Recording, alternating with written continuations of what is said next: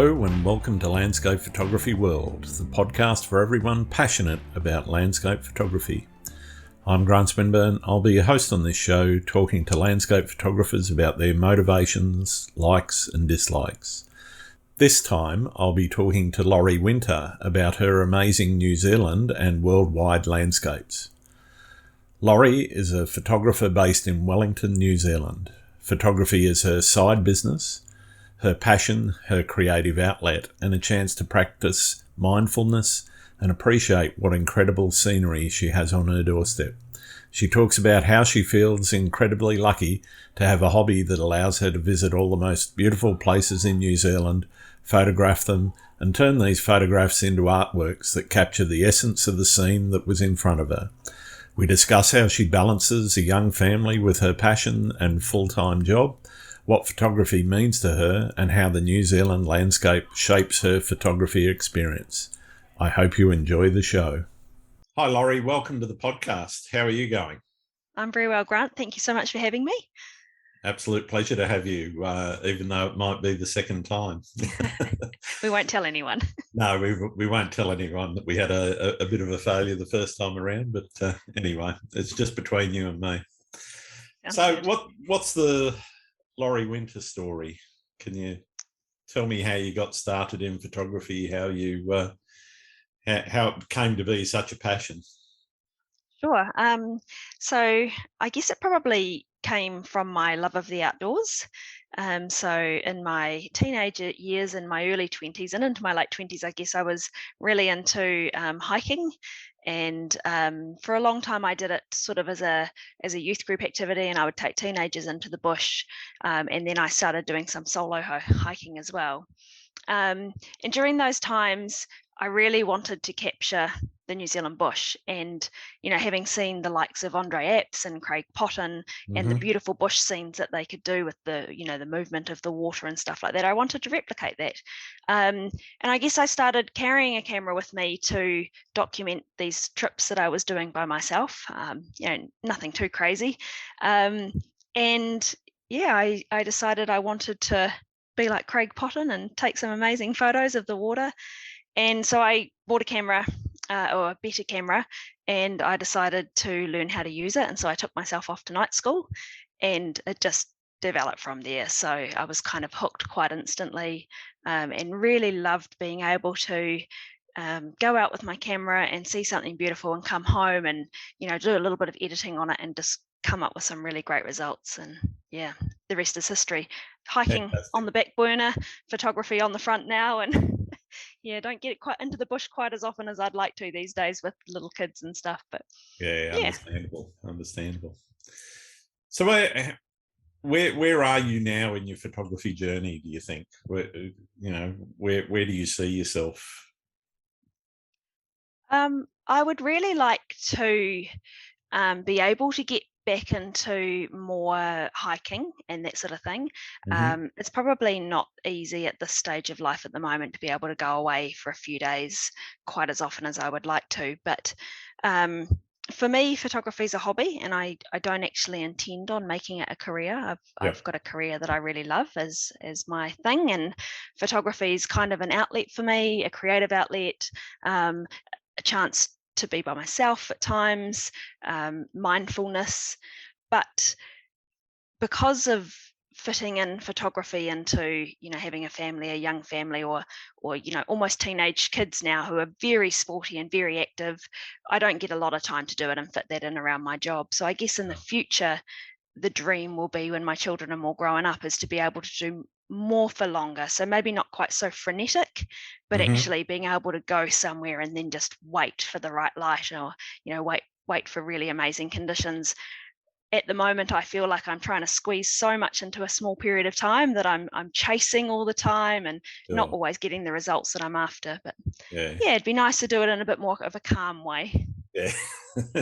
Well, I've found it tends to be a fairly calming activity. So how does it fit into, I guess, that frenetic lifestyle that you've got with near teenagers, which I personally know can be a handful. I've had 3 girls myself, and when they get to that sort of pre-teenage, there's usually a lot on. How Yeah, does there is a lot. And it's interesting because I'm finding my boys, they want me around more than ever these days as they come Yep. into their teenage years, which has been a surprise to me, but I'm kind of embracing it at the moment and just trying to be there at their sports games and stuff like that. But I'm very lucky. I have a very understanding husband, and he's understanding because he's also really into the outdoors himself. And so we take turns all year long. He might go away for a week with one of his mates, and they might go hunting or, go on he does much bigger hikes than I did. And so it's a case of taking turns. And we just kind of have to fit around each other. I'm also really lucky through my main employment that they give us 6 weeks annual leave a year. So I Nice. can kind of allocate a little bit to photography Yep. and a little bit to family time and just try and find the right balance there. Yeah, great. And then my husband and I argue because we both prefer to do our activities in the autumn and in the winter. So it gets pretty jammed up over that winter season, and that's when the boys are playing rugby as well. So it's chaos for half the year, and then I think summer comes around and I kind of relax a little bit, and the camera gets put away for a while. Sure, nice. I can be there a bit more for the boys. Time on the beach, maybe. Yeah, that would be nice. It's not warm enough in Wellington for that, but we No, can I dream. suppose not. Yeah, yeah. Got to go up the Coromandel or up to the Bay of Plenty, I guess. Yeah, well, our family have a holiday at Lake Tarawera near Rotorua every Nice. year around Christmas, and we're just kind of watching at the moment because it's with Auckland family, so we're just waiting to see how Christmas is going to play out this year. Crossing Yeah, my yeah. fingers I can get up No, there. I know it's been tough there with the lockdown as it has been here in Australia. We're just coming out of it now, which is nice to see. But I know some people there in Auckland are doing it pretty tough at the moment. Yeah, they've definitely had enough. Yeah, yeah. I definitely know what it feels like. It was really good when lockdown lifted here, and it was the first opportunity to actually go out and shoot something. So I've taken just about every opportunity that I've had, on a weekend to at least get one shoot in on a weekend, which has been nice. Yeah, we've been pretty lucky in Wellington. I mean, there has been lockdowns, but not like Auckland and the Waikato have had for Yeah, quite an extended period of time now. So you kind of forget living your day-to-day life, and then you want to meet up with a friend, and your friends in Auckland or in Waikato, and you yeah, and you kind of can't. realize that people are a bit trapped at the moment. Yeah. Oh, well, I'm sure it'll get sorted out soon, I hope. Fingers crossed. So what motivates you creatively? What's the driver behind Laurie Winter's photography? I've always found myself really fascinated by the beauty of nature. I Mm-hmm. know that sounds really cliche, but right from being really little, I used to look at pictures of New Zealand, and I always tell the story about my nana and her biscuit tin that had Lake Matheson on it. And, I would sit there looking at this beautiful reflection of these mountains, and I kind of just always felt drawn to it. And I hadn't done a lot of traveling right up maybe until my early 20s around New Zealand, I mean. And I'd gone overseas and seen some of the world, but not really seen New Zealand. And when I finally got down to the South Island and spent a bit of time down there, I was like, oh my goodness, I really have to get amongst this a bit more. So there are times where I'll be somewhere taking photos, and it's quite an emotional response for me, like Mm-hmm. when it's really beautiful and still and nature just looks amazing. That's a really special time. And so Yeah. I'm driven to try and have those moments. And like I said, life's really busy, so some of it is just about getting away. And I'm a little bit introverted, so having some time on my own or some quiet time Yep. with nature's really big for me. No, Yeah, so and totally it understand ended up that. sorry, cutting you off there. Landscape photography is my thing, and I've not really got into anything else, and I think it's just because of that whole nature thing. Yeah, yeah. So do you try to be artistic in terms of your photography, or are you trying to, I guess, capture the reality of the scene that you're looking at? That's a good question. I'm still pretty new in terms of photography, so it's only been around about 5 years. Mm. And I think for the first few years, it was very technical. It was about Yep. getting the photograph right and actually just trying to produce something that I really loved. And I think maybe because I have been back to a lot of places recently, I've just found myself in the last year or two being a little bit uninspired by maybe what I've produced in the past and actually really looking for something a bit different. And I'm starting to get some feedback from people saying, oh, that photo was really different to what you normally do. So having a play around with the artistic side is grabbing me more. But I've always said I don't naturally feel like I'm a creative person. I'm quite drawn to the technical side of photography and Sure. Okay. that whole idea of how do you balance a photo Yep. and being able to visualize a scene I find quite challenging. I often can't visualize a scene until I'm actually looking through the viewfinder and then I'll see Okay. what works. So yeah, it's definitely at the moment just trying to think, when I go back somewhere, what can I do this time that was different to last time I was here? And so So do you find trying to yourself challenge it.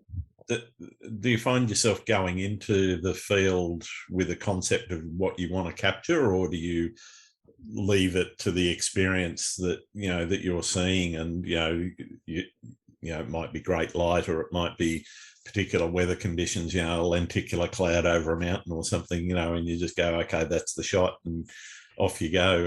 As you said, you look through the viewfinder to do the final composition, but I guess in planning, do you go out looking to take a particular shot or particular conditions that might be in existence at the time?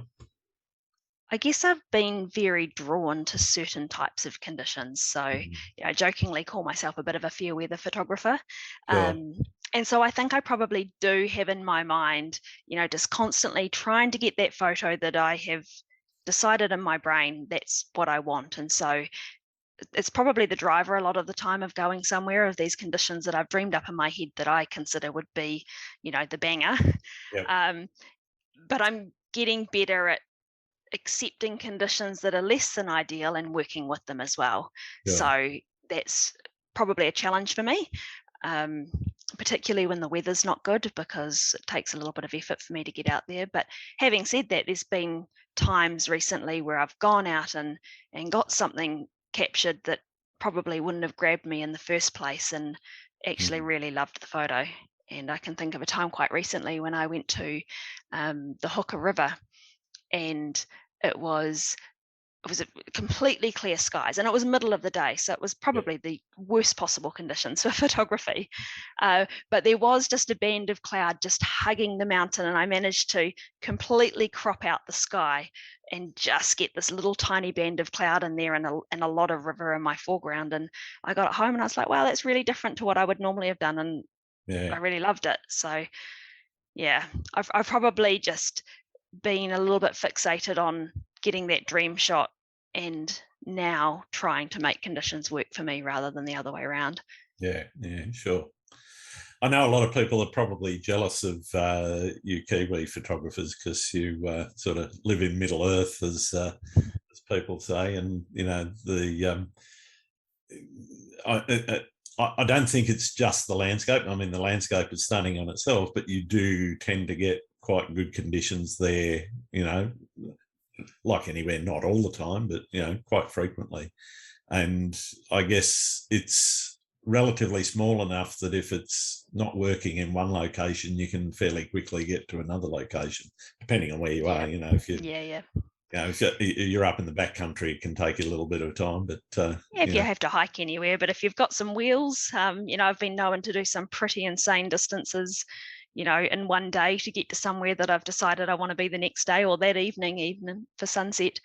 But, you say that New Zealanders are lucky, and we definitely are. And I love taking photos of New Zealand, but there is a lot in Australia that I would love to explore, oh So, yeah, you know, I'm very appreciative of where I live, and it kind of leads me to my next question, which is how much does where you live impact what you shoot? For me, quite a lot. So Wellington's pretty well known for not having the best weather. Yep. And I do find being at home hard to be motivated because, to get anywhere decent, you've got to drive 20 or 30 minutes.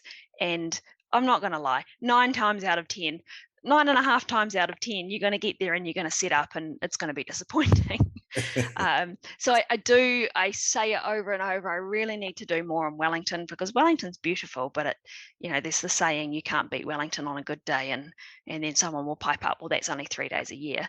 So the motivation to do stuff around home is hard, but also home is where life is. Home is where my boys are and work, and so I don't tend to prioritize it. I prioritize these trips where I get to go away for a few days or a week, and then I'm just trying to make the most of that time. But really, it's another area I should be challenging myself to actually, show off my home. Sure. I don't want to create a North Island, South Island, rift, but which is your favourite? If anyone said North Island, they'd be lying. I love the South Island. I love mountains and I love lakes and I love reflections and snow. So you can't beat it.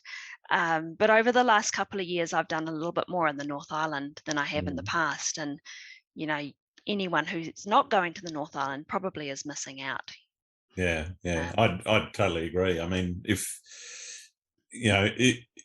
like, I'm quite into seascaping, obviously, so I find both are quite good for that, depending on where you are and conditions. But I think there's some spots on the North Island that I'd go to before I go to not necessarily say Milford Sound. Fair enough, that's always going to be a mecca.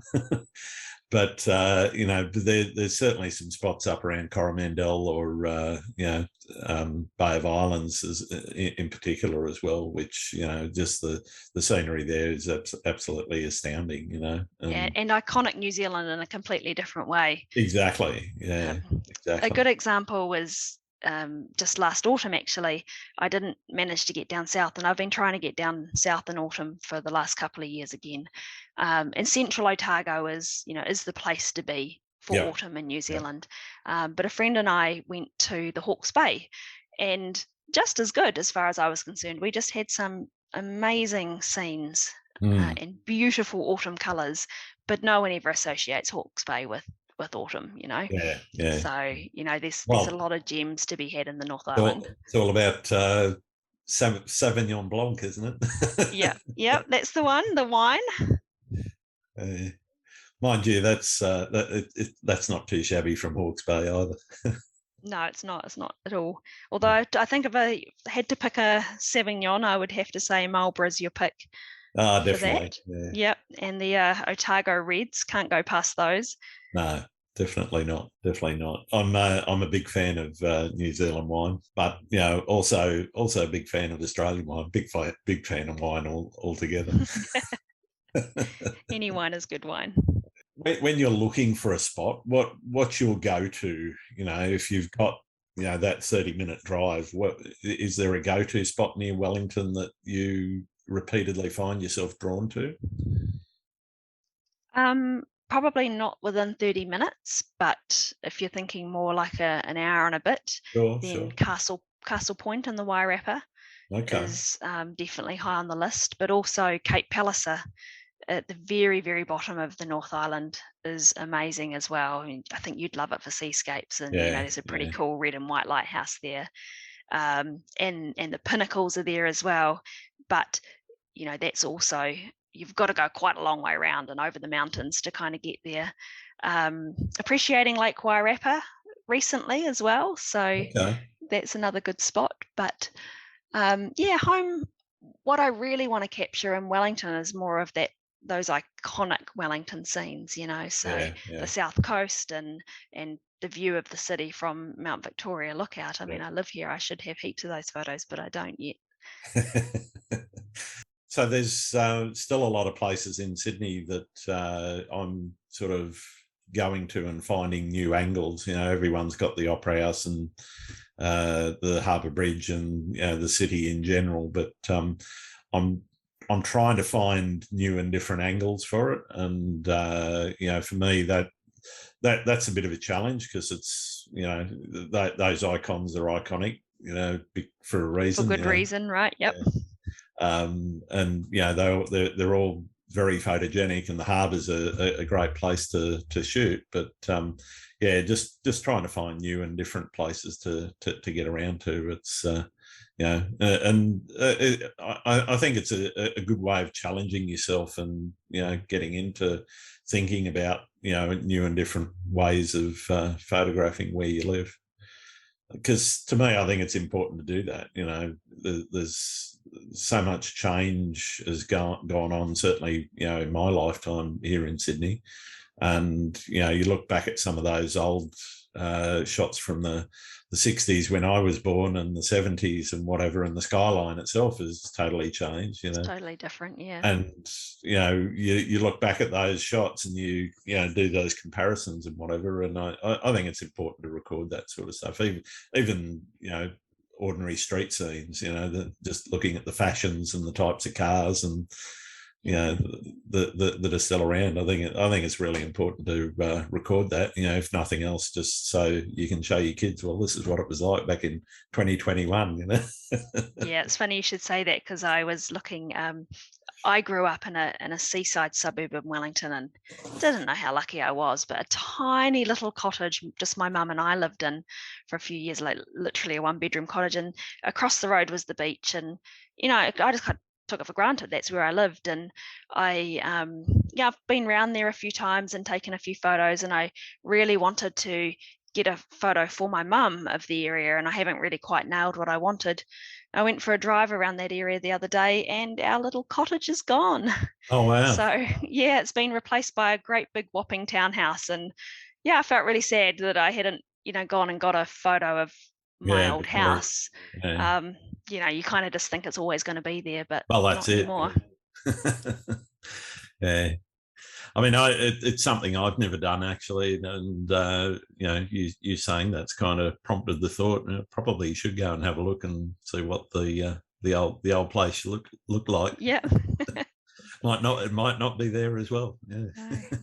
So when you're out in the field, is there something that you're looking for, I guess, in terms of your composition? Obviously, foreground elements and so forth, and a key subject. But what are the things that I guess do catch your eye when you're out in the field? Well, I say it all the time. Anything that's got a reflection in a mountain, I'm there. And if you can get some cute little strategically placed rocks, and that's great as well. Yeah. Again, it sounds a little cliche, but I just I find it really calming seeing those scenes. But I also just am trying to embrace a little bit more of the whole moving water thing. Mm-hmm. And I would love to do some more seascapes. I am a little bit afraid of the ocean. Sure. I talk about growing up opposite a beach, but it was a very calm, sheltered beach, and I never really had any experience with rocks and waves, and it still makes me nervous. But the other thing I look for is bold color. Like I really enjoy a vibrancy in photos. So if there's a real contrast between the grasses and the sky and the trees and the water and anything like that, then I really love those contrasts and those strong colors, and actually bringing those out. So that's why the South Island shines, because you've got those beautiful contrasts and the greens and the golds and the blues. Yeah, and white on the snow on the mountains against the black. If you're lucky. If you're lucky. Yeah. And there's no cloud. Yep. Yeah. So for people that don't know the area, what are conditions? I know they call it windy Wellington. What are conditions normally like around, where, not just where you live, but where you normally shoot? What sort of conditions can people expect if they're there? Well, it's almost always windy, so that's not an exaggeration. we have actually our calmest time of the year tends to be in winter when the temperatures are dropped. Mm-hmm. And so, if I'm wanting to get maybe a cityscape and, with the lights on and the reflections in the harbour, then pretty much you're kind of confined to winter to be able to get something like that. Oh. And spring, of course, we're going through it now, but it's just relentlessly windy. Mm-hmm. You're talking gales every second day. So yeah, us Wellingtonians, we have to love the wind. For seascapes, people love it because it creates that awesome wave movement. The other thing that always kind of winds me up about Wellington is it can be a really nice day, windy of course, but with beautiful high cloud around, and you'll set yourself up at sunset and you think, this is on. And then from the Cook Strait, this band of low grey cloud often rolls across the hills and out west and blocks that setting sun, and you're like, oh, not again. But that rolling grey cloud is very common in summer, in the warmer months. That aside, the good things about Wellington, we're a harbour city. The whole Wellington area is quite walkable. Yep. One of the things I say is it's really lucky that Wellington's weather's not so great, because otherwise everyone would want to live here. So from a city point of view, I absolutely love living here and no plans to move. But from a photography point of view, it challenges me. With your photography, you said you went, or your education, I guess, around photography. You said you went and did night school. What was the course, and what did that entail, and what do you think that taught you? Yeah, my experience with night school was quite interesting. So I'd never done a night school before, and we'd had a crop sensor DSLR for a few years, and I'd found it heavy, and like I said, I wanted to take a camera hiking, and so we'd done some research, and I ended up with an Olympus camera, so Mm-hmm. very small mirrorless that you could pretty much put in your pocket. And so I decided that I wanted to learn how to use it properly, and take some of these photos that inspired me. And so yeah, I signed up to just a high school night class. And I found it kind of awkward, to be honest. So my tutor that I had was a bit of a traditionalist, and I got a sense very quickly that mirrorless he was not terribly impressed with the camera that I'd come along with. And also, I'm quite a perfectionist, and I worry about getting things wrong. And so I'd sat there before this course reading about settings and reading about how to use my camera, and I kind of felt that I got to this course and they were teaching the basics, and had I not been learning it, I would have learned it on the course. But then I kind of found myself going, oh, I've kind of taught myself what I needed to know anyway. Sure. So I kind of consider myself self-taught. Right. And joining Instagram was actually a big part of that as well. So I joined Instagram originally to show off some of this hiking that I was doing.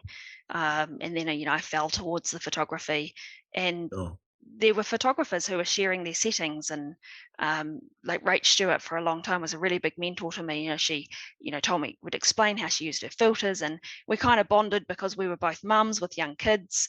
Mm-hmm. She was fitting photography into that lifestyle as well, and she gave me some really good tips. And then I met my friend who's kind of my photography bestie now, Megan Maloney, and her the same, two young boys and fitting photography around that. And I found a lot of people really willing to tell me about what settings they used and what equipment they used and stuff like that. And, I was able to start replicating that and experimenting. And, with things like long exposure photography, if you don't have someone telling you that, it's quite hard to kind of figure out. Yeah. There's a lot to experiment with, and a lot of mistakes you can make to. I can still remember sitting on a beach, and I'd been on a hike. I'd done the Abel Tasman with a friend, and we were down there in Kaiteriterri, and I was trying to take a long exposure of the ocean, and I didn't have any filters, and it wasn't nighttime, and so of course it didn't work, and I couldn't really conceptualize why that was. So yeah. It was a steep learning curve, but I had some really good people helping me out, which was really nice. Yeah. It was kind of like when I discovered bracketing. Start and using luminosity mask to exposure blend, so that you could not just manage that, width of dynamic range, but also, manage the ability to take a longer exposure through, stopping down and stopping up the settings, so that you've got a range of that movement that you can actually blend into the image as well. And changes everything, doesn't it? Absolutely, yeah. It's those sorts of things that I guess change everything for anyone that's learning to shoot. You've got to put the time in, but you also need advice. And I guess on that, you mentioned Rach Stewart. I guess, is she one of your go-tos? And Megan, is she one of your go-tos for advice, or don't you feel you're needing that as much now? Rach is very busy these days, very, Sure. very famous, of course, in New Zealand. She's done so incredibly well. So, no, I think she set me up really well. Mm-hmm. And then a lot of what I try to teach myself these days is falling onto YouTube kind of thing, and having a look. And there's so many people sharing their knowledge. It's quite accessible to find Sure. really good tutorials and really good free tutorials to be able to help yourself. Megan and I, we work very well together when we go on a trip and take photos. We're very similar in the way we approach things, and so her and I recently have been trying to get our Astro a little bit better. And Mm-hmm. we're never going to be right up the top with all the equipment, because I'm not ever going to go down that path of carrying all the things you need to do to be Yeah. phenomenal. But I definitely was thinking, a lot of these photos are noisy and my foreground's not sharp. And so we've been spending a lot of time thinking, well, how can we make it better? And Mm-hmm. having some success with that, which has been really nice. No, that's good. So for me, finding some people who, shoot the same way and enjoy hanging out. And, there's a handful of other people that I'll travel with or meet up with as well. And I learn something from all of them, and always learning something. Yeah, I certainly think it's great when you can be part of even if it is only small, but a community of like-minded people, that, you can get out and, find new places or find new techniques, and, bounce ideas off one another, makes all the difference, I think. Yeah. And, there's some incredible photographers in the New Zealand community who, I know, yeah. I look at and I've got so much more to learn and so far to go. But that's great. But, really, really inspiring stuff, which Yeah. is cool. So when you're thinking about going out for a shoot, how long do you sort of gestate on the concept, and how long do you plan? Do you plan? I know some people just go out and shoot when conditions are right. They look at the weather report and go, "Yep, it'll be good," and off they go. Is that your style, or do you tend to sit there and look months and days ahead and say, "Okay, well, it's going to be like this around that time. That's when I'm going to go"? I kind of have to be. So, just thinking Sure. back to trying to juggle my time with my husband and share nicely, play nicely in the sandpit. So my trips will be booked months in advance. And I will be, I'll be thinking, okay, well, winter's going to be best for this area, and autumn's going to be best for this area. And I would say, yes, I plan, but also I don't. So the plan is always really fluid. But in some respects, probably over planning. I spend a lot of time looking at the weather forecast and trying to second guess nature and decide where I'm going to be best to put myself the next morning or whatever. And finding, of course, that it doesn't always work out the way you want it to. And so maybe a little bit more of going down and heading to a region and being prepared to stay, even if the forecast isn't what you think is the best, because Yeah, yeah. that's where you get some really interesting conditions. And it keeps coming back to me thinking, oh, I've only got 2 weeks of photography time a year. I really want to be able to get not only content, but stuff for my website and things that are different. Yep. So it can feel like I'm under a lot of pressure at times, and that can affect the enjoyment. But I definitely wanted to spend more time staying put and just taking what nature gives me. Yeah, yeah.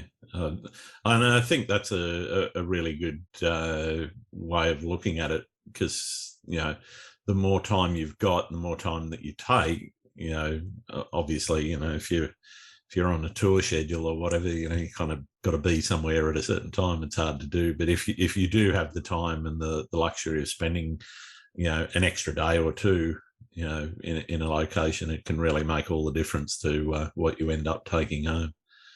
Yeah. The thing that makes me jealous is the people who can see an aurora forecast and jump on a plane kind of thing.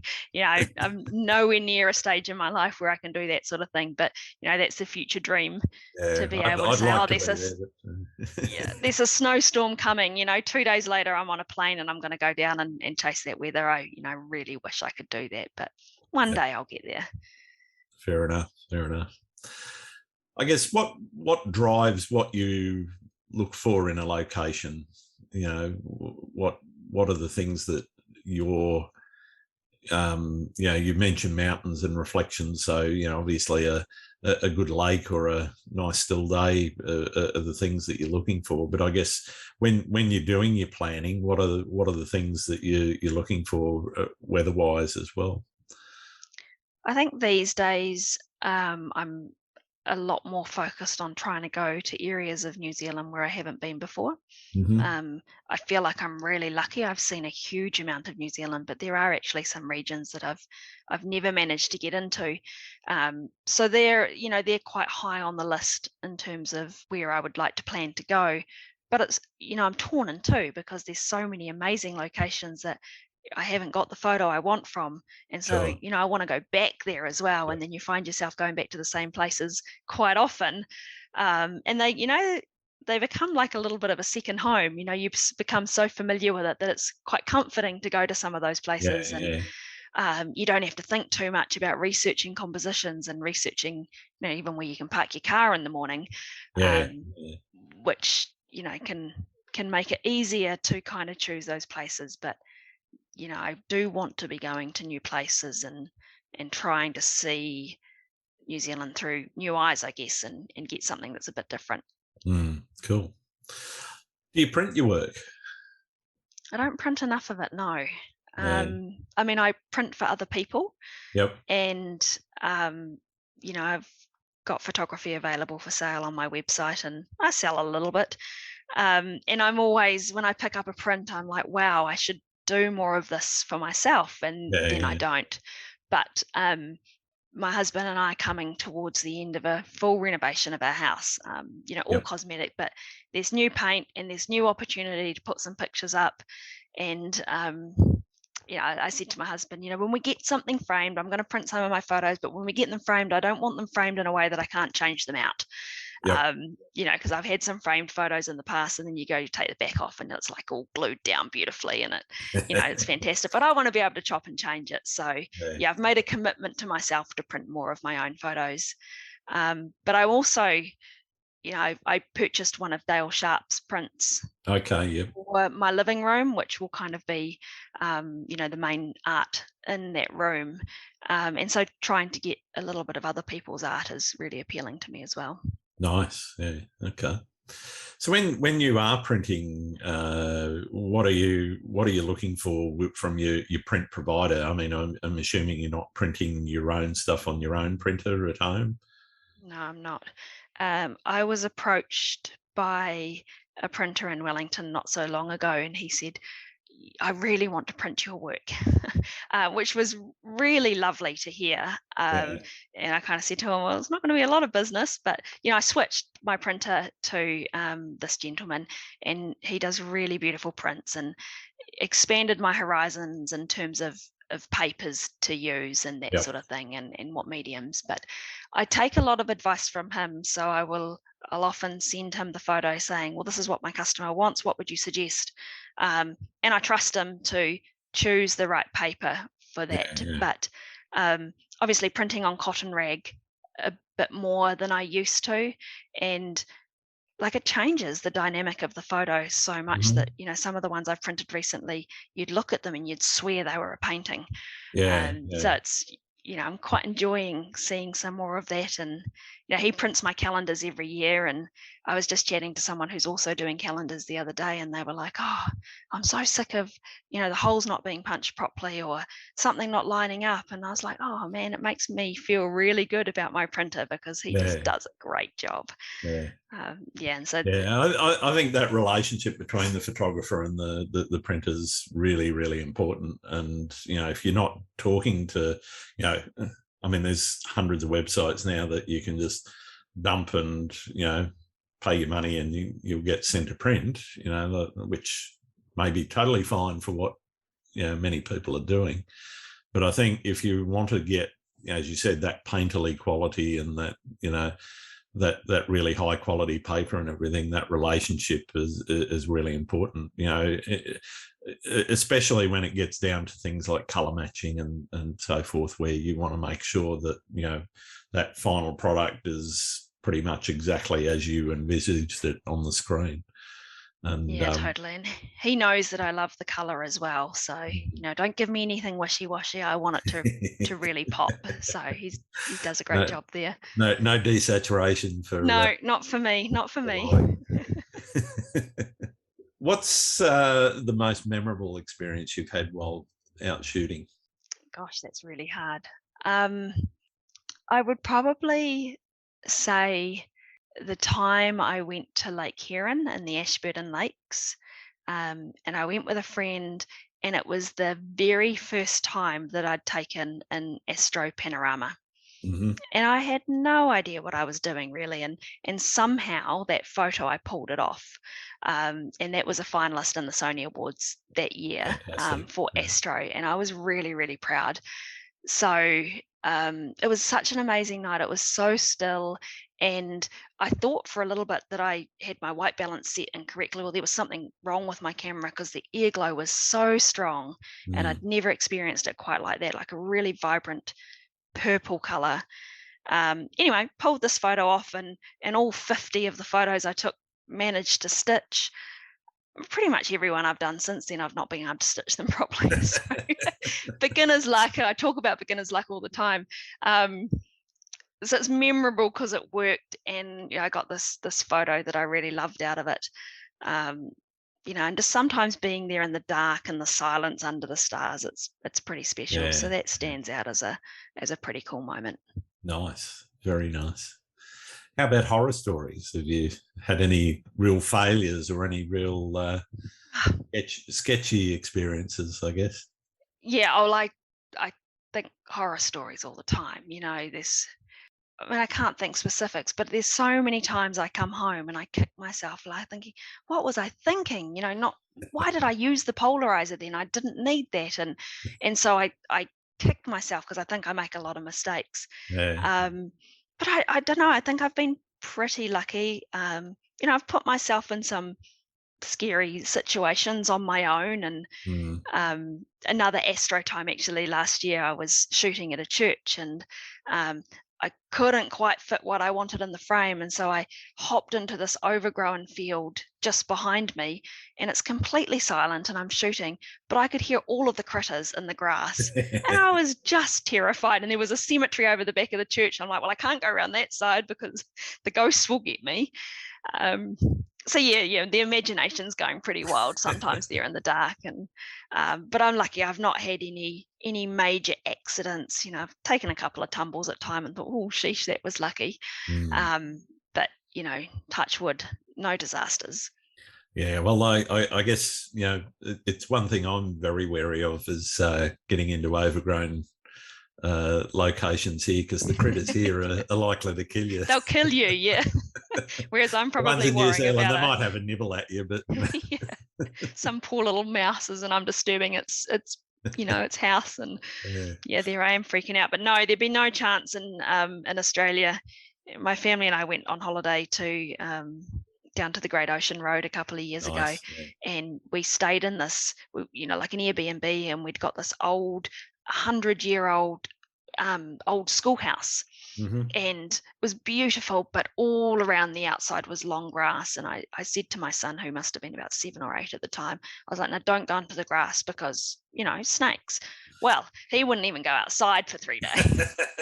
That was it. He was inside. And I was like, yeah, well, don't look up in the corner at the spider up there. And, don't touch that one. But yeah, he was absolutely terrified. And, I wouldn't be walking in the grass in Australia either.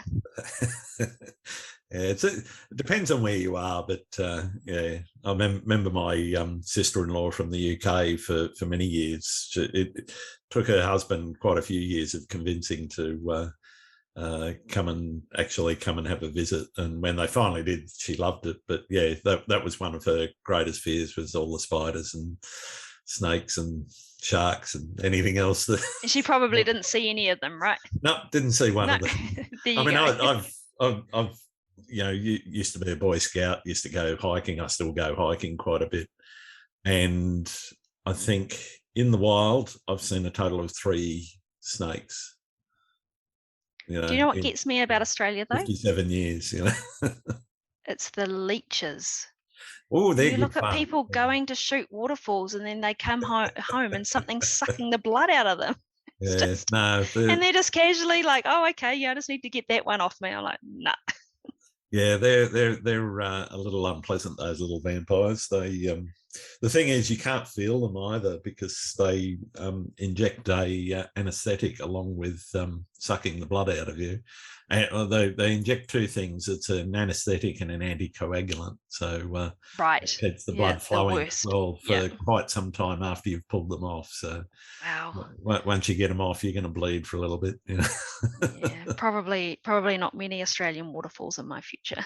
Yeah, no, I don't mind. I've been fairly lucky with that. It's not something that I've experienced too often. I've not saying there's none, but been lucky that I haven't been covered with them. And some people I've seen, they've come back with about a third of their body just covered with little leech bites. So let's talk about something else. Eh? Definitely. So what do you think you've learned about the world through photography? What have I learned? Because I really enjoy the long exposure, I've learned some patience. Sure. And to just when you're waiting for a photo to be taken, what have you got to do but to look around and really appreciate where you are? Yeah. And I think probably there are times where I appreciate it a lot more than other people I know, because I'm forced to just wait and enjoy it at times. And I've learned a little bit of, I guess, forgiveness of myself, because sometimes those long exposures come out and your screen's still completely black at the end of it. And you're like, I've just missed all the best light and I'm not going to get that back. So there's been times where I've been kicking myself, but then I've learned to let that go a bit and go, well, that was a mistake, and what can I do better next time? That's great. Have you ever hit a creative wall? And if so, how did you handle it? I feel like I hit them quite a lot, actually. Okay. Yeah, I think probably my photography journey is a bit of a roller coaster, whereas, I've had a bit of luck and I'm suddenly really enthusiastic again and passionate about it. And then maybe I've gone on a trip and I've got no photos whatsoever, and I'm like, oh, I know, what's the point? All this expensive gear and it's not doing anything. But it's probably seasonal. Like I do this season in Wellington in spring when it's really windy, I struggle quite a lot with the motivation to take photos, and I haven't taken a photo since August. So that kind of puts in perspective.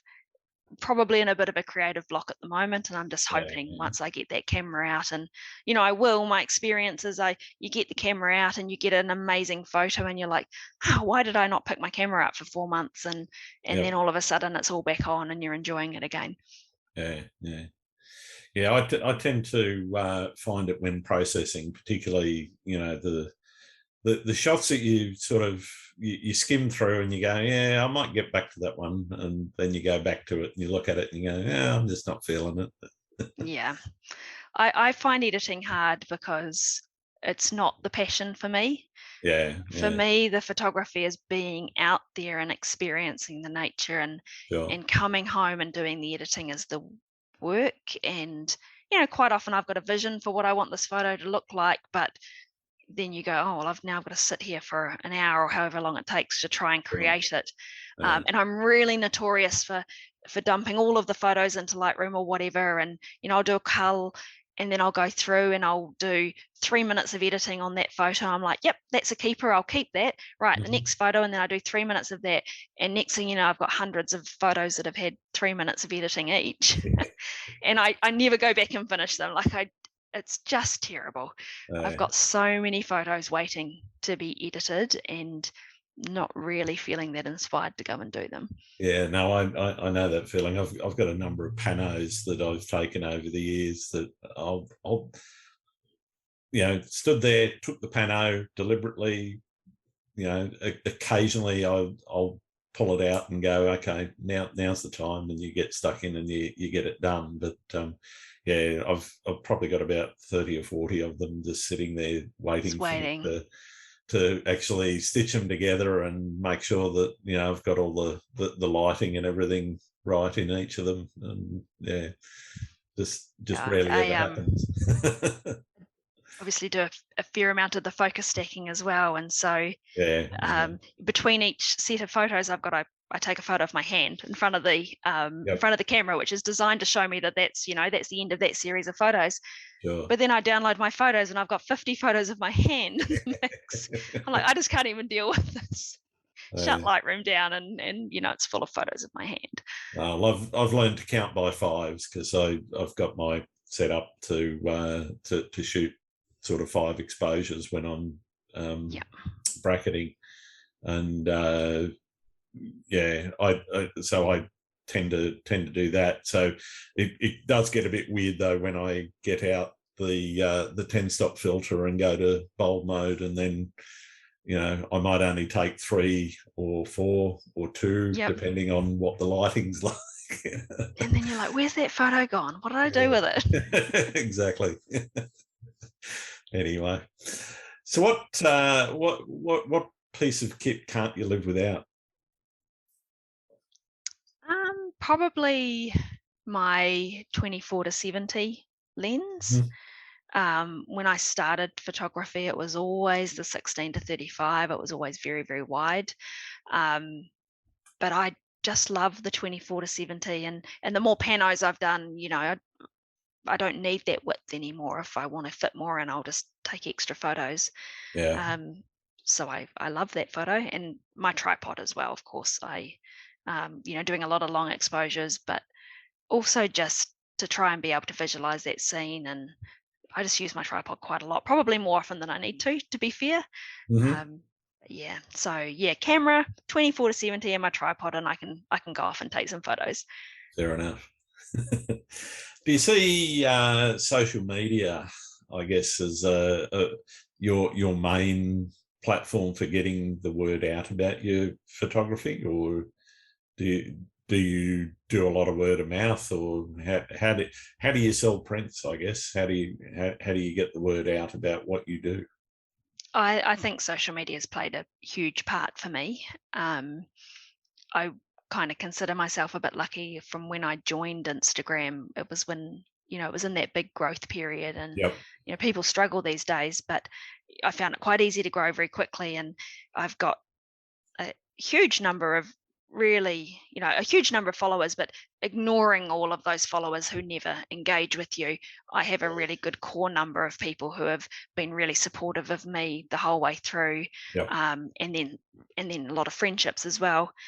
um, I struggle with social media these days. I've really got to push myself to Hmm. do it. It's harder and harder to get yourself out there, with algorithms and that sort of stuff. And so it's not that instant gratification so much anymore. I keep my focus these days is just trying to build my website, build the SEO on the website, so that if people are looking for something in particular, they're going to find it through my site. Yep. And I do find probably a lot of what I sell these days has been found by Google. Yeah, yeah, good. And quite surprising. Like, I have sold a few prints in the last couple of months where I've kind of put them on my website to fill it out, particularly in Wellington. Oh, I don't have a lot of Wellington photos. Okay, I'm just going to throw these ones up as well. And they've sold.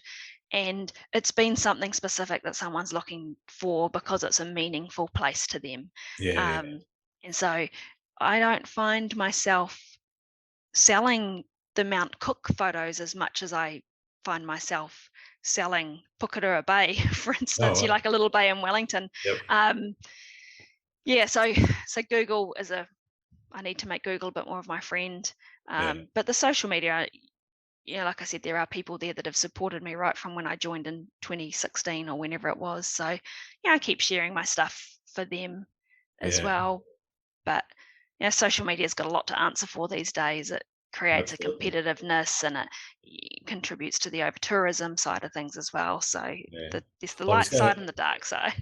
I was gonna talk about some of the dark side of things. I mean, have you noticed in some of the locations you shoot that there has been impacts on the environment from, obviously overcrowding or overshooting as one term for it, I guess.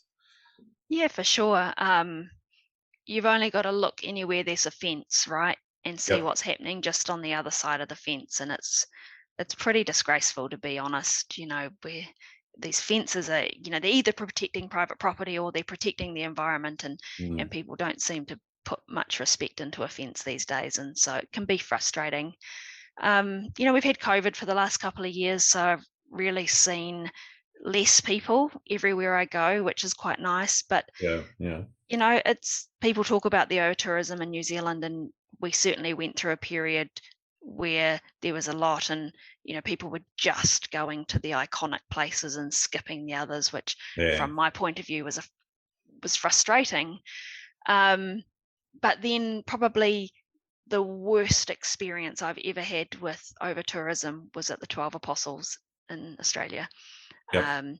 And I was visiting the region over Easter, so of course it was going to be busy, Mm. but it was just outrageously shoulder to shoulder, and people jumping fences and people flying drones when they weren't supposed to.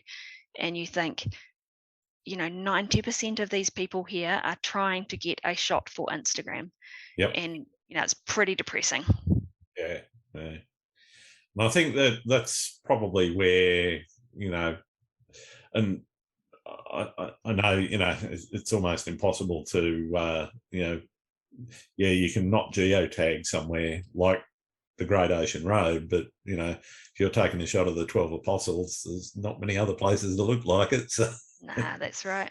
people are gonna find it. Yeah. Um, so I think, as photographers, yes, we've got a bit of a responsibility for, some of that. And, so I've certainly stopped geotagging quite a lot of mine, unless it's somewhere, Sydney Opera House. Well, you're going to be standing on concrete to look at it anyway. So Yeah, that's right. probably the environmental impact isn't going to be that bad. But, it is a bit different when you're going to, say, a little waterfall in the Blue Mountains. I'll just say, yes, this is in the Blue Mountains, but that's all I'm going to tell you, Yeah. and But there's the pushback for that too, right? oh, There was somewhere absolutely. just recently that I posted, and it's not a well-known known location. And so someone asked me, well, multiple people asked me where it was, and I don't want to be rude. Like, I don't want to say I don't want to Sure. tell you, because there is a balance there. And so I gave the region, and the photo was such that you only had to Google a couple of keywords in the region and you would find where you needed to be. Yeah. Um, and I had a really lovely person who was like, oh, thanks for that information. And then swoop in behind them, someone came and named the location. And, there was quite an aggressive post to me. They're like, well, why are you not telling people? Yeah. Right. You're It's telling very people. selfish of you photographers. And, Yeah. I kind of got into a little bit of an argument, but you're wasting your breath. But Oh, I totally. also, sometimes I get a bit snippy and I'm like, well, I'm a photographer, I'm not a tour guide. Yeah. It's not my responsibility to be feeding locations to you. And if you want to do your research, you're going to find some of these amazing places or Yeah. other different amazing places. Um, but certainly people see it as being selfish with locations rather than trying to protect locations. And if you Yeah. say you're trying to protect them, not necessarily do people believe you anyway. No. So definitely the dark side. Definitely. What about other dark sides? I mean, that you mentioned competitiveness. It's interesting. I mean, I've spent a bit of time in Instagram, a little bit of time, not as much, but on Facebook and so forth. And there tends to be more competition, I guess, in that realm. It's been interesting seeing the experience on Twitter recently, particularly in the photography community. I mean, I started on Twitter 2011, something like that. And yes, I used it largely as a news source more than anything at that time, because yes, there were some photographers on there, but you occasionally saw their work, and you kind of have to go and seek it out because not many people are using it.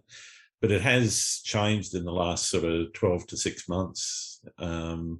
And really starting to see communities of photographers starting to gather there, which I've found quite interesting and slightly unusual. I think part of that's the advent of spaces where you can actually talk to people, which is something that Instagram and Facebook, other than Messenger, really didn't give you the opportunity, to actually have a conversation and find out what this person is like. So yeah, I mean, I'm kind of torn, because I think social media does have its problems in terms of that, competition angle versus that community angle. What's your experience with it in terms of, competition versus community? Maybe it's not so much competition. You do sometimes see people getting snippy with each other, and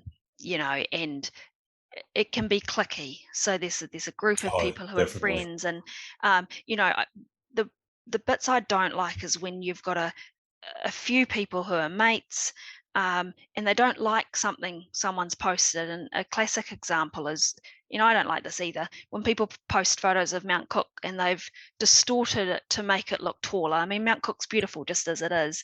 Yeah. But you do sometimes see people swoop in, and everyone piles on, Yeah. and it bothers me, because I don't think people deserve to be torn to shreds in a public forum. No. On the flip side, I have heard a lot of people say some really good things about Twitter, and I haven't gone into that space myself. At the moment, creative block, busy. I don't feel like I've got the Sure. time to fit another social media channel into my life at the moment, and maybe I'll dabble in it later. But yeah, a lot of people are saying that those spaces are really good, and they've had some really amazing conversations with people, and they think it's really supportive. I have also seen some other sides of it where, people are saying, "Oh, hey guys, I'm on Twitter, but nobody's giving me any response, and nobody's liking what I do." Yeah. And so mental health and the pressure to compete is still there on Twitter. And Oh, I don't. Yeah. a lot of people say, "Oh, it's an amazing place," but I don't think it's amazing for everyone. Yeah, I totally agree and totally get that. The algorithms play their part, but I think also each individual plays their own part. It's like anything. If you know, shout into the void and you don't hear anything back, you're going to feel quite Feel isolated. lonely, right? Yeah, Yeah, that's totally. right. And being Um, being the herd animals we are, it's yeah. And it that I think is not, it's not just Twitter, it's social media in general. absolutely. Yeah, There's the light side and there's the dark side, for yeah, sure. definitely. What advice would you give to the 10-year-old Laurie Winter if you were able to?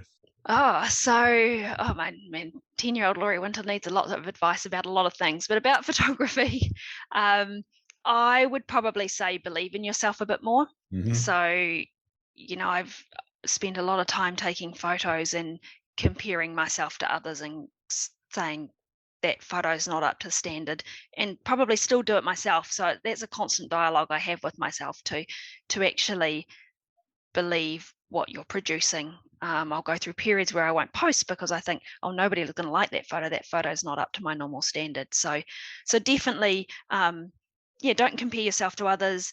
Enjoy what you do. Enjoy the photography for the chance to get into nature and to experience that mindfulness, and probably do it a bit more often than you're doing it. Get into it earlier. That would be the advice I'd give. Yeah. Excellent. So what is the best thing about being a photographer? For me, it is seeing beautiful places and being able to document it, not having to rely on my 42-year-old memory these days to remember it. And, photographs, they're a legacy as well. And I'm just starting to find that my children are looking at my photos and appreciating them. And, they've never given them two thoughts in the past, but you become a bit of a role model for your children. They look at my photos and go, "Oh, Mum, did you do that?" And that's really nice as well. So, bit of a legacy and a stuff like that. Yeah, nice, very nice. What would be the worst thing about being a photographer in your mind? Early mornings. Early mornings with rubbish skies and the light not doing what you want. I got asked recently if I could invent a piece of equipment, what would it be? And I was thrown. I couldn't actually think of an answer, but afterwards I was like, oh, of course it'll be something, an accurate sunrise predictor, because I really love to sleep in the morning and I hate getting up. So if I could have something that would tell me when the sky was going to be just what I wanted, that would be amazing. What would you tell somebody that's just starting out in landscape photography? What tips would you have for them? Take lots of photos and make all those mistakes and don't get dejected by them, because the first part is hard, and trying to figure out what sort of photographer you are going to be and what your aesthetic might be. Just take lots and lots of photos and then decide. I guess a lot of people say to me, how do I become a photographer? Don't try to become a photographer. Just go out and enjoy using your camera and learning that way, and then you'll find yourself as a photographer. Yeah, cool. That's great advice. What do you like to do when you're not out shooting? I like spending time with my children, of course. I like watching them play sport. I do a little bit of running. So, I have a bunch of friends and we run together. I did hurt myself when I did a marathon a few years back, and so I haven't been able to do quite as much as I used to, but trying to be physically active as well. At the moment, I feel like all I do is renovate my house. So that's taking up a lot of time, and I started a new job recently as well. So I feel pretty busy. Photography is the main creative passion, and then all those other things. And if there's any time left over, I'm going to have a nap. Yep, nice. Who do you think I should be talking to on the podcast? Are there any other photographers out there that you think I should get on? Yes, there's a couple.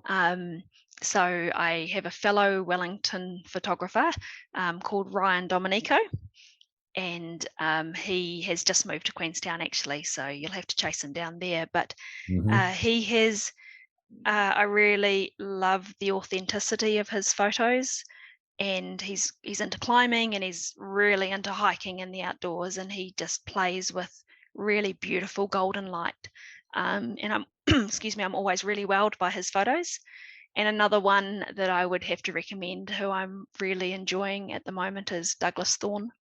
And he does, he's Fiordland based, a lot of wildlife down there, a lot of the birds, really, really beautiful stuff. Yeah, I've seen quite a bit of Douglas's work, and he's on my list. So yeah, that's good. Yeah, hunt him down. He's a nice guy too. Excellent. I've got one last question, and it's probably the most important one. Do you like pineapple on pizza? I love pineapple, but I'm not don't know about pineapple on pizza. Like, I'll tolerate it, but I wouldn't choose it. Fair enough. Can we still be friends? Yeah, of course. I'm a neutral. I probably wouldn't order a ham and pineapple myself, but if it's there and then I'd eat it. But if it's my not there, 11-year-old boy will only eat Hawaiian pizzas, and I'm like, come on.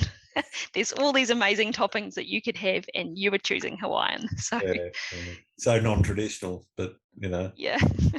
It's the thing, and it's there, and it's very important that we get to the bottom of who likes it and who doesn't. I think.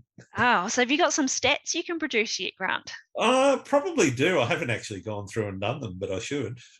Yep. Well, I'd be interested in the update. Yeah, I might publish it Monday. An in-depth study of landscape photography's preferences, who likes pineapple toppings. All right. Well, thank you very much for talking to me, Laurie. It's been absolutely a joy to catch up with you, and fantastic to hear about how you do what you do. Where can people find your work? If you Google my name, Laurie Winter, you'll find me. So I'm Laurie_Winter on Instagram and Laurie Winter Photography on Facebook and on my website. Fantastic. Thanks very much, Laurie. No problem. Thank you for having me. Pleasure. Thanks again for listening to Landscape Photography World. I hope you enjoyed the show, and keep listening because I'll be joined by some great guests in upcoming episodes. You can find my work in this podcast at grantswinburnphotography.com. I'm also on YouTube, Instagram, Twitter, and Facebook. I'm Grant Swinburne. Hope to see you out shooting soon.